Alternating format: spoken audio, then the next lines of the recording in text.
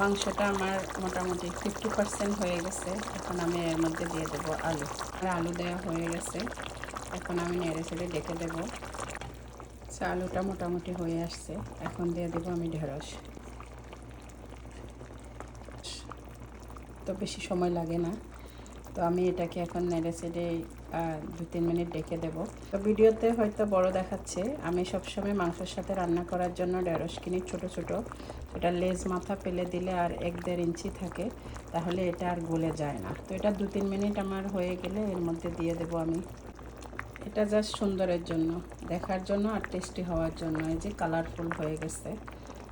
আপনারা যারা এই রেসিপিটা ফলো করে রান্না করবেন, কেউ ব্যর্থ হবেন না। আশা করি খুবই মজা, কারণ এইভাবে দাপে দাপে দেবেন। সবগুলি একসাথে দিলে গলে ভর্তা হয়ে যাবে, সিদ্ধ হয়ে ভর্তা হয়ে যাবে। এভাবে দাপে দাপে দিলে সবগুলির কালার, টেস্ট সবই পারফেক্ট থাকবে। দেখেন আমার কত সুন্দর মুরগির মাংস দিয়ে ঢেঁড়স, আলু, টমেটো রান্না হয়ে গেছে। তো এটা আসলে একটা পুরানো খাবার। আমি জানি না আমার দাদি আমার দাদার জন্য রান্না করছে কিনা, কারণ আমার দাদাকে আমি দেখি নাই, আমার ভাগ্যে হয় নাই।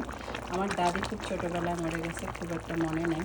কিন্তু আমার মাকে দেখেছি আমার বাবার জন্য রান্না করতো সবসময়, আমার আব্বার জন্য সবসময় রান্না করতো। এখন আমি বড় হয়ে আমার জামার জন্য রান্না করি। আমার হাজব্যান্ড এটা খুব পছন্দ করে। তো আসলে কথায় আছে না, আসলে জেনারেশন চেঞ্জ হয়, কোনো না কারো মাধ্যমে পুরানা সেই দাদি নানির মা স্মৃতির কিছু না কিছু থেকে যায়। তো এটাও সেরকম একটা জিনিস। সেই যে দেখেন ধনিয়া পাতাও দিয়ে দিলাম। এখন আমরা দুপুরবেলা গরম ভাতের সাথে খাবো। আজকে শুধু এটাই রান্না করেছি, শর্টকাট এবং ইয়ামি, খুবই মজা। সবাই ভালো থাকবেন, আল্লাহ হাফেজ, আসসালামু আলাইকুম।